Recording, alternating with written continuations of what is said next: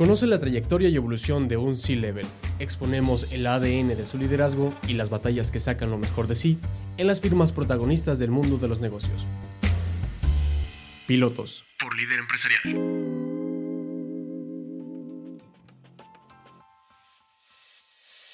Nacido en Medellín, siguiendo el ejemplo de su padre, emprendedor, y de su madre, quien le recordaba insistentemente que ser caballero no quita lo valiente.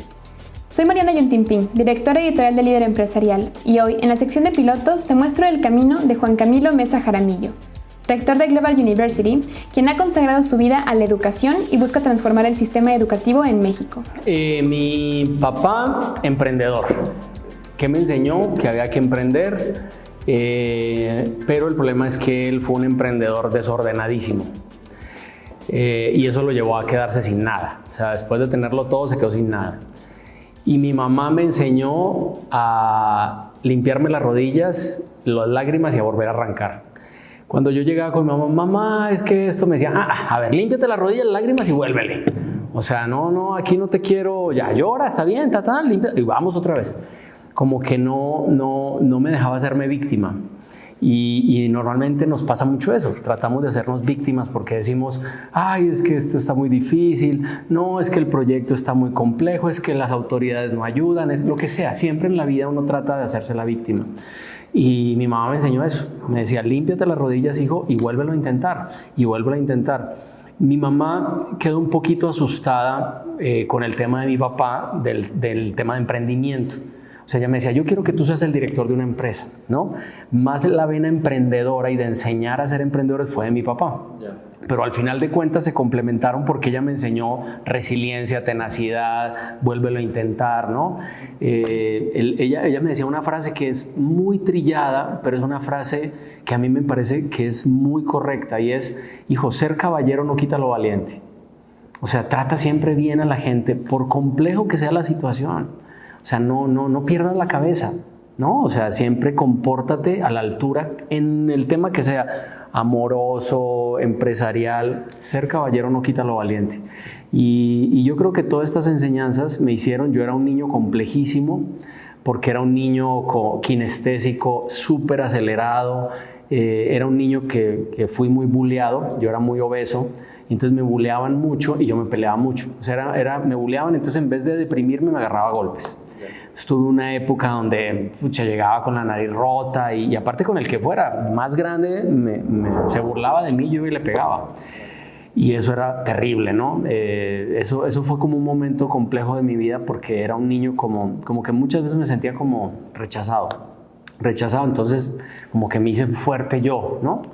Y bueno, pues esa es como mi infancia, es una infancia compleja por las condiciones de Colombia. Yo nací en Colombia, las condiciones de violencia, de inseguridad, de narcotráfico, de bombas, de secuestraron a un primo, lo mataron, otro primo iba en un avión que explotó Pablo Escobar, murió, hay veces al lugar donde yo iba al cine le ponían una bomba, entonces vivías con incertidumbre, pero llegó un momento donde en Colombia tristemente normalizamos la violencia, que nos está pasando en México, pero más que normalizamos la violencia, yo creo que yo traté y aprendí a vivir sin miedo. En Colombia todos salimos del colegio y nos vamos un año al ejército, estuve en el ejército, pero no un tema del ejército tan protocolario como México. Allá sí ibas, te enseñaban defensa personal, a disparar, podías ir a un combate, o sea, todo como si fueras un soldado ya en ejercicio y en profesión. Y bueno, pues viví un momento complejo, pero yo creo que todas esas cosas me forjaron carácter. Soy una persona que sé hablar con todos los niveles. O sea, te puedo hablar con un gobernador, te puedo hablar con uno del aseo y encuentro el camino para tratar de empatizar y de generar lo mejor de cada una de esas relaciones que construya. Identificar problemas permite a un líder, guiado por su vocación, generar cambios significativos y duraderos. Yo estudio arquitectura porque en mi casa, en la casa de ustedes, había unos libros de arquitectura prehispánica mexicana en Colombia. Y yo decía, mira qué padre, yo quiero ser arquitecto para construir cosas así. Entonces yo estudié arquitectura para tener la disculpa para venirme a México, para hacer un posgrado en arquitectura, para que en México encontrara mi vocación, que era la educación. Esa es mi definición. Cuando estaba en la educación, yo me empecé a frustrar de ver cómo llegaban de mal preparados los jóvenes a las universidades. Y yo decía, ¿pero por qué? O sea, ¿por qué los chavos llegan sin saber leer, no saben matemáticas, no saben comprensión de lectura? Y entonces me iba con los de prepas y los de prepas decían que la culpa era secundaria, y los de secundaria que los de primaria, y los de primaria que el kinder. Y al final de cuentas todo el mundo se echaba la culpa. Y yo empecé a ver que el sistema educativo no funcionaba bien y empecé a viajar. Estuve 10 años viajando por diferentes partes del mundo. La verdad es que logré estar en muchos lugares interesantes, en Finlandia, en Dinamarca, no sé, en Canadá, Estados Unidos, en diferentes lugares, en Groenlandia, entendiendo qué pasaba con los sistemas educativos. Y empecé a soñar con construir un sistema educativo para México. Y definí que ese sistema educativo tenía que estar centrado en la innovación y el emprendimiento, porque yo había determinado en un posgrado que hice en el ITAM que el sistema educativo mexicano nos forma para ser empleados. Y entonces empecé a trabajar en ese modelo y construimos un colegio con ese modelo, que es Nuevos Horizontes Global School, que ha sido tan exitoso que ya 2 egresados son premio estatal a la juventud en emprendimiento. O sea, realmente hemos hecho, mira el aire, hemos hecho las cosas creo bien, hemos desarrollado fácil 3.500 empresas de niños ahí que juegan a hacer negocios. O sea, es cambiarles el chip. A nosotros nos enseñaban a ser empleados y nos dibujaban de las profesiones, ¿no? ¿Te acuerdas? Y ahora es enseñarles a hacer empresas como nos enseñaban a nosotros a hacer currículums. Y eso ahora lo trasladamos a la universidad. Entonces, si tú ves, estudio arquitectura por los libros de México, después hice un posgrado en México, donde al final me terminé encontrando con la educación, me enamoré de la educación y me enamoré de la educación centrada en el emprendimiento y la innovación. Y eso es a lo que me dedico. Todas mis empresas tienen que ver con cómo enseñar a la gente a ser empresaria, ¿no? Entonces tengo una empresa que se llama Global Breakers, que es para niños, que la vendemos a los colegios, y tenemos un colegio público que le regalamos el modelo, que es la secundaria 42 Virginia Woolf, y ahí donamos el modelo, y ahí en Villas de Nuestra Señora hay niños que se están formando como empresarios. La educación es el propulsor principal en la formación de un líder, proporcionando las herramientas y conocimientos necesarios para inspirar y guiar con eficacia. O sea, yo estuve, cuando me invitaron a Groenlandia, fui a dar una conferencia de Nuuk, la capital del Polo Norte, que se llama, bueno, Nuuk es la capital, y me invitaron a dar una conferencia de educación y paz. Tengo una conferencia muy interesante que habla de cómo la educación se tiene que volver un constructor de la paz, ¿no? Y yo llegué y lo primero que dije es quiero entrar a un salón de una escuela secundaria, ¿no? Y yo hablaba con los chavos, les decía, ¿qué es lo que les duele? O sea, ¿qué no les gusta? ¿Qué es lo que hacen mal? ¿Qué es lo que hacen bien? Y eso hacía en todo lado. En Dinamarca me pasó lo mismo, en Finlandia ni se diga, y donde encontré la magia fue Finlandia. En Finlandia la gente estudia feliz, cara, y estudian menos horas que en México, no van al kinder, ellos empiezan lectoescritura en primero de primaria. O sea, aquí una mamá en segundo de kinder que el niño no escriba su nombre, casi se está cambiando de escuela porque el niño no puede escribirlo. A ellos no les interesa eso. Ellos en Finlandia dicen, mira, nosotros trabajamos la persona, les enseñamos trabajo en equipo, ética, responsabilidad, compromiso, lealtad, puntualidad, resiliencia. Fortalecemos al ser. Cuando el ser está fortalecido, el conocimiento es una consecuencia.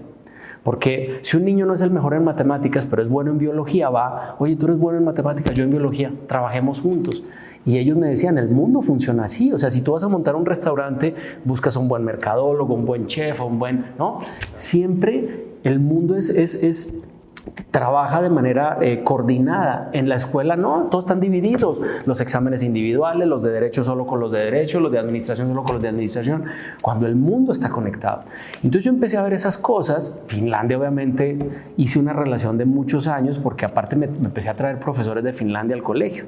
Cada año hay un profesor de Finlandia que está con nosotros y es padrísimo porque gracias a esa relación ahora la Universidad de Tampere de Finlandia es consejera de Global University, ¿no? Y yo me enamoré del sistema educativo de Finlandia. Ahora, uno dice, es que Finlandia, siempre me dicen, es que es chiquito. Sí, bueno, es chiquito, pero obviamente el PIB de Finlandia no tiene nada que ver con el de México. O sea, México mueve muchísimo más dinero. Pero Finlandia era pobre en los 70s, era pobre, y empezaron a entender que tenían que cambiar la educación, que la educación antes era muy repetitiva, centrada en la memoria, y que hoy la educación tiene que centrarse en la innovación, en la creación de nuevas cosas, y dejan a los niños soñar. Yo pongo un ejemplo, un niño hoy de kinder en Aguascalientes, cuando yo entro a un salón debería uno decir, ¿cuál es el principal problema de Aguascalientes? Y todos deberían decir, el agua. Y decirle, ¿cómo lo vas a resolver? Y entonces yo siempre pongo un ejemplo porque me lo dijo un niño, me dijo, estoy diseñando una máquina que exprima las nubes. Y yo le digo, suéñalo, dibújala, ¿cómo sería? ¿De qué color? ¿Tiene ojos, boca? ¿Dónde la pondrías? ¿En qué lugar de la ciudad? Y lo dejas soñar, y su mente lo que está haciendo es construyendo una solución a su edad, a su conocimiento de un tema que es complejo. Cuando ese niño sea ingeniero industrial, va a desarrollar una mini planta de reciclado de agua a bajo costo para todas las casas de Aguascalientes. Pero lo tienes que conectar con la realidad. O sea, creemos que los niños son tontos. Los niños no son tontos. A los niños hay que hablarles de política. Hay que pedirle su opinión sobre las cosas. Hicimos cuando el tema del huachicoleo, que el presidente decidió cerrar los conductos de gasolina, hicimos una discusión con los niños de primaria, y ustedes no saben las cosas tan hermosas que salieron de las soluciones que ellos daban, porque los niños tienen algo que no tenemos los adultos, y es que no tienen filtro. Y nosotros tenemos el filtro social. No manches, van a decir que el rector de Global va a decir esa tontería, se van a burlar de mí, no, lo mío no es importante, yo no soy capaz. Cuando el niño te dice esto, y muchas veces son soluciones mucho más inteligentes y mucho más prácticas que todo. Entonces ahí nació todo, en cómo empezar a entender en los modelos educativos. Y yo llegaba a eso. Si yo me voy de vacaciones a Egipto, que me ha pasado, me encanta Egipto, creo que es el país que más me ha gustado de vacaciones, entro a una escuela, hago que del tour me lleven a un colegio, a ver qué pasa, a ver cómo son los niños, cómo son los salones, si están felices, si están así, porque necesitas entender qué pasa. Y muchas veces lo que ves es que en los países subdesarrollados y en los países jodidos la educación es muy similar. Es una educación aburrida, o sea, es un chavo que está así, que dice, no jodas, ya me quiero ir, nada más para entregarle el papel a mi papá ya que me esté jodiendo. Claro. ¿No? Cuando lo que necesitamos desarrollar es un niño que se interese por ¿Y cómo se interesa un niño por la...? O sea, yo le digo a un profesor, es que es muy difícil atraerlos, sacarlos del celular. Tráeles una cucaracha. Habla de biología con una cucaracha. Ahí vas a tener a todos los niños detrás de ella. ¡Ay! Gritando y todo. Y van a entender. Y oye, ¿por qué las cucarachas resisten la radioactividad? Y entonces eso implica una gran cantidad. Y empiezas a hablar de las bombas atómicas, entonces hablas de física, y empiezas a hablar de biología, y empiezas a conectar el conocimiento. Pero el profe, la más fácil es, cuando nació Benito Juárez, ya reprobaste, va por fuera. Y ese es un sistema educativo aburrido, completamente obsoleto para una generación que está completamente estimulada ante tantas cosas. Entonces ahora, si tú me dices, oye, y es que en Global y en el colegio están poniéndose de cabeza y dan clases con drones y con... O sea, claro, hacemos cosas diferentes con tecnología, pero no es solo eso, es enseñarlos a pensar. O sea, cuando a un niño le dejas hablar, yo ahorita que estaba con el alcalde le decía, hablen chavos, hablo, tengan miedo, aquí está, es de carne y hueso, miren, siente igual que ustedes, pregúntenle, no se queden callados. Es eso de estar uno así como aliena, no puede ser, habla, aquí lo tienes. Ay, es que ¿qué va a pensar de mí? Lo que le dé la gana, él se está exponiendo eso, pregúntale, habla, piensa, da tu opinión.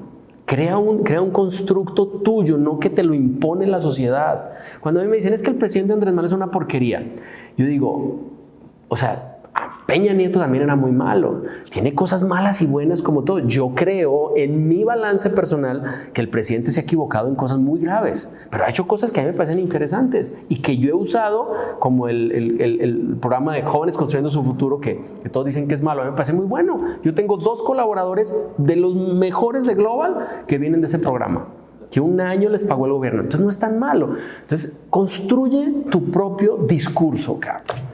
Y eso es lo que me parece más valioso. Yo creo que cuando hablando de democracia, la democracia empiece a votar por personas y no por partidos, en ese momento tenemos una evolución enorme. O sea, es que yo tengo que votar por Morena si la candidata sea mala. No, güey, es que no. tienes que votar por la persona en la que tú crees, ¿no? Yo creo que todavía somos una democracia no tan vieja, más o menos vieja, pero todavía en pañales. O sea, somos una democracia partidista, donde todavía acarreamos gente, ¿no? Yo creo que nos falta evolucionar, pero todo se basa en el pensamiento crítico y analítico, la capacidad de cuestionar. Y mi sueño es, estoy escribiendo, nada más que he sido muy flojo, estoy escribiendo mi libro, que es pasar de la escuela de las respuestas a la escuela de las preguntas. O sea, ¿cómo darle la libertad a los niños para que pregunten? Y la tranquilidad al profesor para que no sienta presión en que no va a acabar el libro de la SEP. Deja el pinche libro. O sea, deja que el niño pregunte, construyan el conocimiento entre todos. Preocúpate cómo se siente. Hacemos una cosa con los niños que se llama alfabetización emocional, donde les preguntamos 2 cosas. Hacen un círculo, ¿cómo te sientes? Al principio nadie dice nada. Después, no, pues estoy triste. Y la segunda pregunta es ¿por qué? No, pues mis papás se pelearon ayer. En eso se levanta otro niño, lo abraza y le dice, pero yo te quiero mucho. Eso construye cualquier cosa. O sea, eso resolvió todos los problemas porque ese niño siente que su microcomunidad de aprendizaje lo está apoyando, lo está protegiendo y entonces está fortalecido. Entonces, esas cosas, ¿dónde las aprendí? Viajando. Y en México, en escuelas jodidas, créeme que he estado allá con los Zetas al lado de Fresnillo, ¿cómo se llama este pueblito? En un pueblito que fui a dar una conferencia y yo hablé con toda la naturalidad y después me dijeron, qué valiente. Y yo, ¿por qué? No, pues porque uno de esos chavos es hijo del Zeta mayor, Zeta no sé qué, y puta, me van a matar. O sea, sí me asusté. Pero la realidad es que he estado en comunidades, fui en el Estado de México, una comunidad, la puta, hasta la Conchinchina, y ahí estuve hablando de educación. Me interesa por lo menos abrir la mente de un profesor, que un profesor vea que hay otra manera de hacer las cosas. Entonces, pues eso me ha dado. La perseverancia de los educadores es crucial para ejercer su profesión y formar líderes que transformen el futuro. Todo el mundo puede lograr cualquier cosa. Hay veces tú tiendes a etiquetar y decir, no, tenía un alumno en la universidad donde trabajaba antes que yo dije, no manches, este chavo, no hay nada que hacer. Tiré la toalla. Y ese chavo fue secretario y lo hizo excelentemente bien. Yo creo que siempre hay un camino. O sea, por muy jodida que esté la persona, creo que uno como educador tiene la obligación de no tirar la toalla nunca. Nunca. Puede tirar cualquier persona la toalla, el médico, el papá, no sé, pero un educador no. Y bueno, creo que eso es una lección importante de la vida. Creo que la otra lección es confiar en los políticos.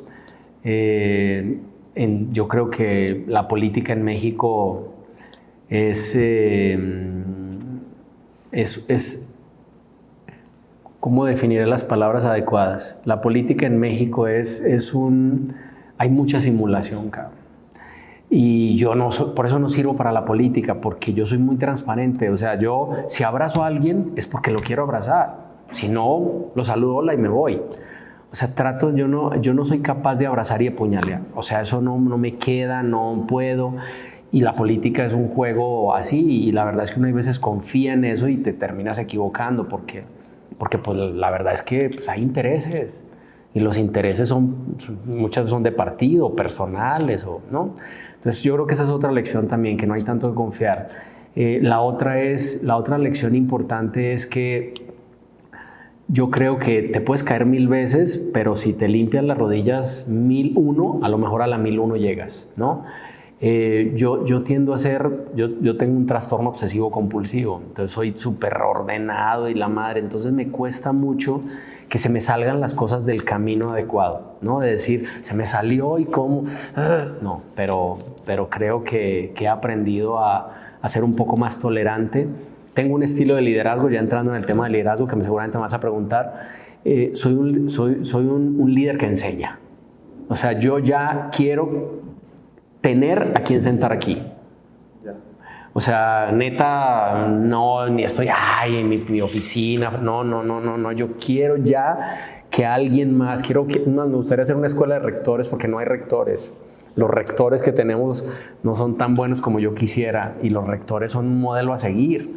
Yo creo que esa visión del rector viejito, de corbata siempre, amargado, que no se ríe, que no saluda, que siempre hay que hablarle de usted, se tiene que evolucionar en una persona abierta a las necesidades, que se siente, que escuche, que sea capaz de manejar las redes, que escuche a los alumnos, que sea capaz de dar una respuesta, así sea negativa, de manera asertiva. O sea, así te tenga que decir, estás dado de baja, pero dímelo con cariño. Dímelo desde sentirte que te estás poniendo un segundo en mis zapatos. No es tanto el filtro de ser irreverente, sino que no me guardo las cosas y busco el camino más adecuado para decirlas. Si alguien me hace algo doloroso, pero yo sé que tiene que hacer, le escribo una carta. O sea, no me pongo, eres un hijo de la madre en redes, no. Le escribo una carta y se la entrego y le digo, esto es para ti, viejo. Y profundo, y escribo, y me ha pasado con 2 o 3 personajes de Aguascalientes. Y con profundidad escribo y digo, esto es lo que pienso, y mira, ¿no? Entonces, más en el tema por ejemplo, en el tema político, yo soy muy transparente de decirle, aquí están las puertas abiertas, quieres venir, eres de Morena, del PT, de Movimiento Ciudadano, del PAN, aquí están las puertas. Eso me ha traído 1000 broncas, porque obviamente cada quien lo usa a su conveniencia, y alguien dirá, no, Camilo es MC, ¿no? Porque vimos a Sara Miranda aquí, ¿no? Pero me vale madre, o sea, yo digo, que el alumno venga y le haga al candidato así, para mí eso vale oro, cabrón. Y que los chavos que hoy apenas tienen su primera cédula, su primer INE, que son los que van a egresar de prepa, aquí vine y les puse un módulo y ya tienen credencial, porque se las puse aquí, le dije, se las voy a poner fácil, aquí. Quiero que voten por quien les dé la gana, y acabo de sacar un video. Dije, voten por quien les dé la gana, pero esa persona tiene que representar tus valores. Claro. Vota por quien pero vota, güey, no te quedes echado viendo el fútbol. Salte, ve y ejerce tu derecho.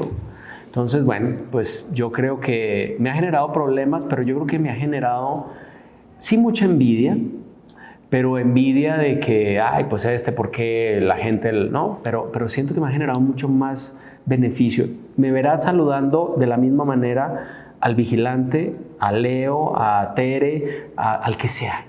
O sea, me vas a ver tratando a la gente siempre encontrando un lenguaje adecuado, ¿no? Pero siempre desde la construcción. Y puedo traer un mal día. O sea, me puedo venir de mi casa con 80,000 broncas, abro la puerta del coche y digo, estoy en modo educador. Y ahí, ¿por qué? Porque te están viendo, güey. Si yo llego y le digo, a ver, jala, que pinche vigilante, córrele.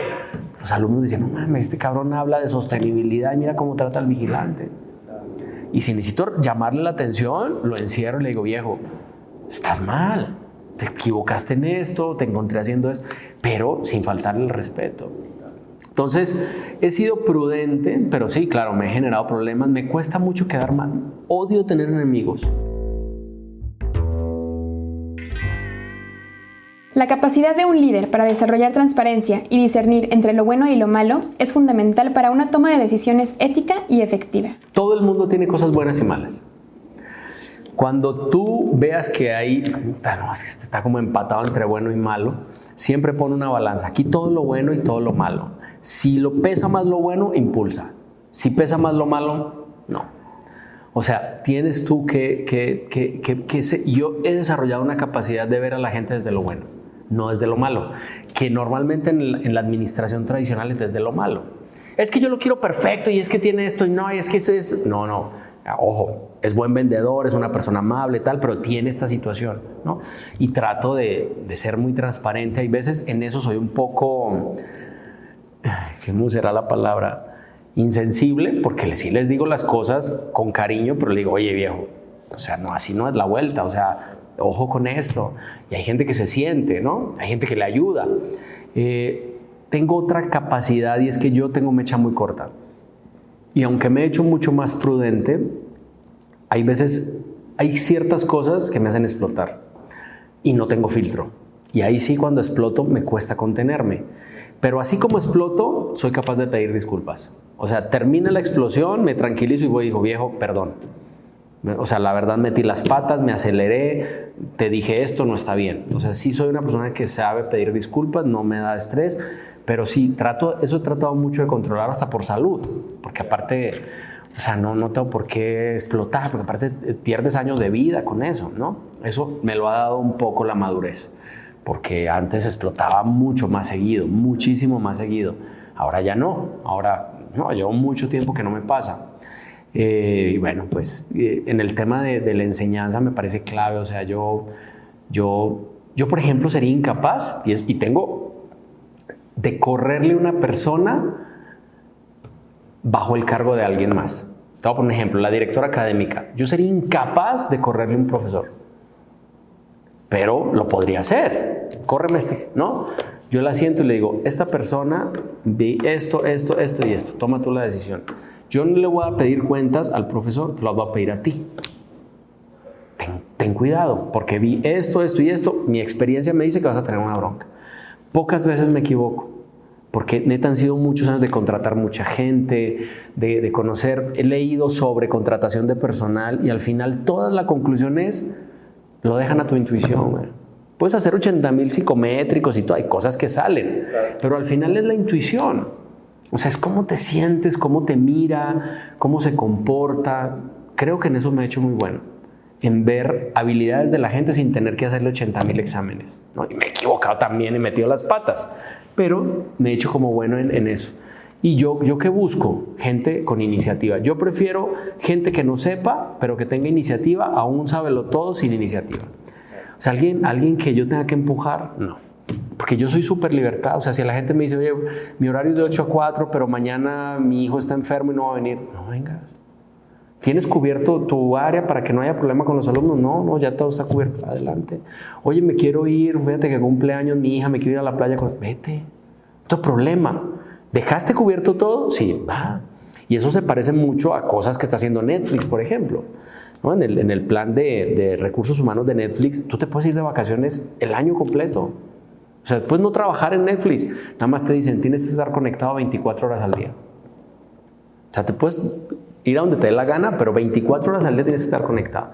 Y se me hace medio agresivo eso, pero está bien. O sea, es una política. Yo le pido a la gente, tengo un defecto y eso sí me lo han dicho 1000 veces, y es que les escribo en horas no laborales o fin de semana.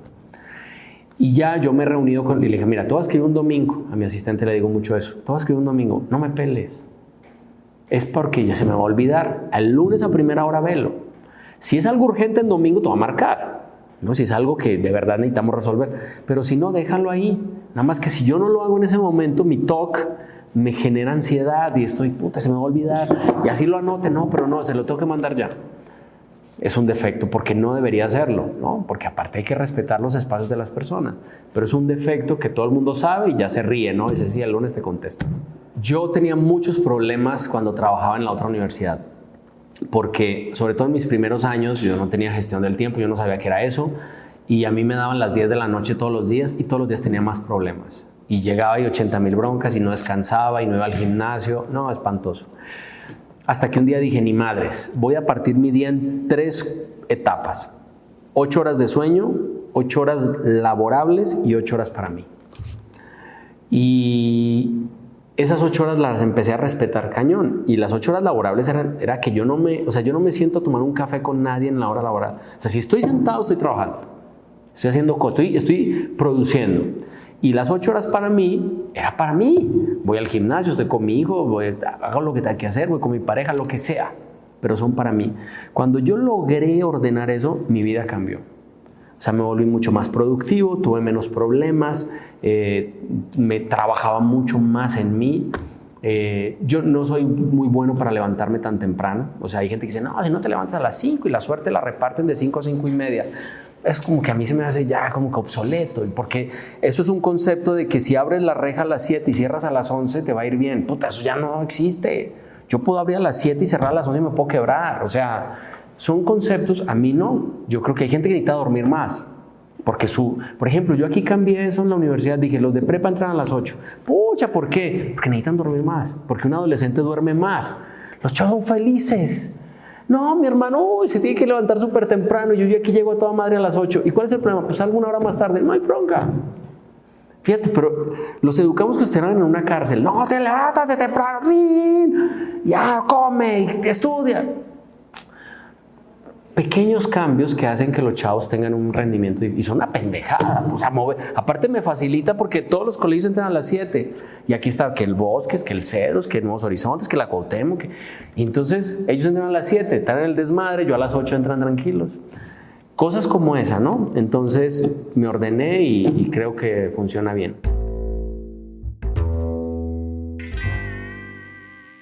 Para un líder es crucial comprender las necesidades, preocupaciones y aspiraciones de su equipo, creando un ambiente de colaboración y motivación. Yo he definido que para armar un equipo de trabajo se necesitan 10 años. 10 años. Eso es lo que yo defino. Un equipo de trabajo que tú digas, me puedo ir un año, cabrón, a recorrer el mundo sin bronca, güey. Me van a hablar de vez en cuando. 10 años. Antes es muy difícil porque tú no conoces las personas. Tienes que conocer las personas, su historia, si tienen novios, si están casados, si sufren, si no sufren, si tienen pobreza laboral, si no le están alcanzando, si están endeudados. Hay que empezar a entender a la gente, porque si no conoces a tu equipo, no es conocerlo el nombre y tal. Yo ni los nombres me sé muchas veces porque soy muy malo para memorizar, pero sí sé qué le está pasando. O sea, sí sé que el señor de vigilancia ahora le están arreglando los dientes en odontología y que tiene una nieta que le nació ahorita en Estados Unidos y está feliz porque en diciembre la quiere ir a ver. Eso sí lo sé. Y entonces imagínate lo que significa para él. ¿Y cómo está su nieta? Ahí mismo me saca el celular, miren la foto. Entonces eso genera, puta, ese señor, yo quiero ser como él.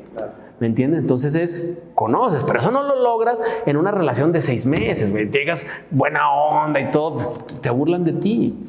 Es un proceso de construcción de una relación, 10 años, yo digo, pero hay gente a lo mejor dirá que menos o más, no sé. La importancia de un líder radica en su capacidad para desarrollar habilidades que inspiren y guíen cambios significativos en su equipo y en su entorno. Primer día, creo que Cañada Onda, un desmadre, güey, hicieron, puta, quemaron, rompieron y la chingada, y llega una chica del hidrocálido. Créeme que yo no sabía ni que era una normal. Yo estaba recién llegado de Colombia, que era una normal. No tengo ni idea, en Colombia no se llaman normales, cabrón. Ni entendía el conflicto, cabrón. Y llega y me pone el micrófono y empieza a entrevistarme. Yo no sabía hablar. Y yo decía, la normal, no, pero pues yo creo que sí hay mucha posibilidad de trabajar. O sea, dije tantas pendejadas. Yo estaba muerto del susto, que ella apagó la grabadora y dijo, no te preocupes, Camilo, no voy a publicar nada de lo que me dijiste. O sea, no tuvimos que decir nada más. Y yo dije, no mames, ya no puedo ser un rector que no entienda cómo se hablan, y empecé obviamente a prepararme. Y yo me preparé, porque neta me pusieron porque me vieron alguna habilidad, pero yo no había estudiado administración, me tuve que poner a hacer un posgrado en administración, empecé a hablar, una técnica buenísima, hablarme al espejo, ¿no? Y al final, si tú me dices, ¿por qué hablas bien? Porque hablo de lo que me gusta. Si tú me pusieras a hablar ahorita, oye, ¿qué onda? Vamos a hablar de física cuántica. Puta, pues voy a empezar a decir, no, la física es muy importante y México hay que formar más físicos. Voy a decir puras pendejadas como los políticos. Pero si me pones a hablar de educación, o sea, ¿cómo sería la educación? Pues sí, llevo 30 años en eso, o sea, me encanta, sé cómo se logran cambios, sé qué tienen que hacer los papás. Entonces al final hablas desde el corazón, o sea, todo lo que yo te estoy diciendo hoy no estoy editando nada. Nada. O sea, eso es lo que yo pienso. Habrán cosas que no son tan adecuadas, otras sí. A mí me han funcionado, unas otras no, me he equivocado, como vimos ahora, pero te hablas del corazón. Entonces, cuando tú conectas, yo tengo una frase que dice, el éxito es cuando tú como ser humano logras en tus acciones conectar mente y corazón. Eso es el éxito para mí. O sea, que logres conectar. Cuando tú hablas así, convences, güey. Convences a un presidente, a un vigilante, a un alumno, a un papá, al que sea.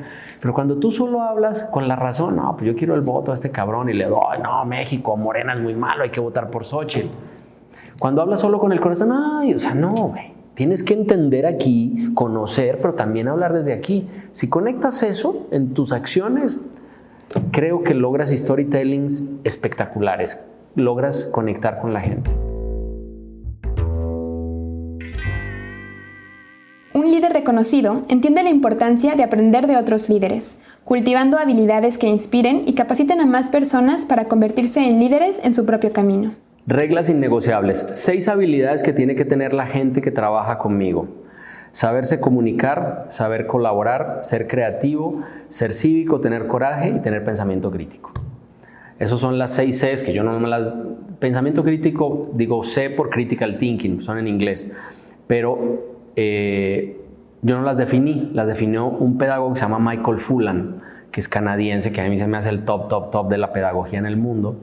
Y esas son como las 6 habilidades: comunicarse, colaborar, creativo, ser cívico, tener coraje y pensamiento crítico, ¿no? Si la gente tiene esas habilidades es mucho más fácil.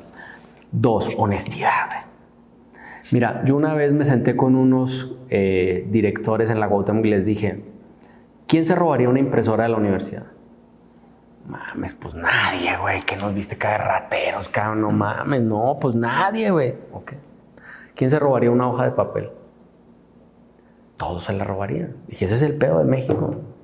Dije que confunden, o sea, la honestidad es un principio. O sea, o te robas un clip, o te robas un coche, o te robas un banco, o te robas todo. Entonces, eso es innegociable. Mira, si hay algo que me hace perder a mí la cabeza, es encontrar a alguien robando. Puta, y así sean 200 pesos, creo que mis mayores enojos con personal han sido cuando traicionan eso, ¿no? Creo que eso es innegociable. Y la tercera cosa, ya para cerrar, es que no tengan actitud. La perseverancia de un líder se refleja en su inquebrantable capacidad para encontrar nuevos caminos hacia el éxito, incluso en los momentos más difíciles. Cuando yo abrí el Colegio Nuevos Horizontes, yo había hecho todos esos viajes y yo dije, quiero hacer un colegio, vamos a materializar esto en un colegio. No, pues ¿qué tienes de dinero para montar un colegio? Una casa que debía. Yo, puta, una casa. La vendí y me quedó una lanita, compré una parte del terreno, no todo. Le dije, no, pues te doy el enganche, a ver cómo te voy pagando. Y empecé, diseñé los planos, todo, y la madre y mi sueño, y aquí vamos a hacer un ágora y un muro de escalar, era el muro de la vida, y un ágora para recuperar habilidades sociales en el tema de comunicación. Todo tenía un concepto, una granja para que los niños entiendan el concepto con la naturaleza, man, todo. Empecé a ir a los bancos. Yo me acuerdo que me senté con Mauricio, el de Banorte, y Mauricio era así. Güey, qué chingonería, no mames, Camilo, wow. No te puedo prestar. No tienes en qué caerte muerto, güey. Y decía, Mauricio, no jodas, cabrón, va a ser el mejor colegio, yo te lo garantizo. Bueno, es que no, entiende que yo no soy el dueño del banco, güey. Iba con otro, todos me cerraron las puertas. Hasta que un güey, le digo, Chava Alcalá, el que ahora es candidato, él me dirigía a los posgrados en la Cuauhtémoc. Y nos hicimos muy amigos porque aparte yo lo mandé a un curso a Harvard, a un diplomado, y se quedó muy agradecido conmigo. Y yo en esa desesperación me dijo, pues te presento a mi papá. Y le dije, puta, y tu papá tiene el papá de Chava tiene una empresa entre varias que es Saxa. Y Saxa vende acero y cemento. Y le dije, consígueme una cita con él. Y yo le dije, me dijo, ¿qué le vas a decir? Le dije, pues que me financie el acero y el cemento, güey. Si me logro eso, ya la hice. Me acuerdo que llegué y esa historia la voy a contar porque el viernes le vamos a dar un reconocimiento por eso, porque fue el que creyó en el colegio. Y eso en una entrega de premios de los niños de todo el año y tal. Y entonces llego con él y le dije, hola, un señor súper serio, porque el abuelito de Chava es súper buena onda, pero el papá es muy serio, güey. Y yo me senté, yo iba cagado al susto. Le dije, no, Salve, le conté toda esta historia. No, la educación, llevo viajando y la chica me mira. ¿Qué necesitas? No, pues que me financie 9 millones de pesos. Y se rió y me dijo, ¿y si no me puedes pagar qué? Y yo me acuerdo que llevaban un rollito las escrituras del terreno. Le dije, es suyo. Se queda con el terreno. Y se rió, cabrón. Y me dijo, te voy a prestar. Y te voy a prestar porque todos los jueves te leo en el Hidrocálido y me gusta cómo piensas. En el camino hacia el éxito, en el mundo de la educación, las adversidades se convierten en oportunidades para aquellos que como generadores de cambio transforman los desafíos en pasos hacia un futuro mejor. Pero hoy, gracias a eso, tengo 2 premios estatales a la juventud en emprendimiento. Hemos hecho más de 3.500 empresas. Los niños tienen el chip emprendedor. Se han ido a ganar concursos a diferentes partes del mundo. Porque usted algo vio, ¿no? Pero fue una historia muy bonita porque hacía el emprendimiento y me acuerdo que yo iba con los bancos y salía frustrado, puta. Y decía, no mames, ¿pero por qué le prestan solo a los ricos, cabrón? O sea, yo tengo una idea que yo estoy seguro. Yo les decía, yo la voy a hacer exitosa. Decían, pues sí, güey, pero hasta que no vea balances en 3-1 en garantías. Pero bueno, así es, yo creo que es. Y eso demuestra, eso arrastra, ¿no? El liderazgo de ese estilo arrastra. La gente lo ve, ¿no? Y no me da pena decirlo. Igual que le digo a los alumnos, yo fui mesero. Cuando estaba en la universidad fui mesero y mis compañeros decían, no manches, estudiando arquitectura, refresas, no manches, o sea, eres mesero. Y yo les decía, es que mi objetivo no es ser mesero, es el medio, porque yo me quiero comprar mi primer coche. Pero mi objetivo es ser arquitecto. Pero pues no tengo, gano una lana, ¿con qué? ¿Qué me enseñó? Lavar platos, muchísimas cosas. Atender clientes, puta, hoy le digo a mi hijo, sé mesero, hijo. Puta, vas a desarrollar unas soft skills encabronadas, güey. Y no me da pena y tengo fotos, hago fotomontajes, se los muestro a los alumnos, se cagan de risa. O sea, vendí tangas.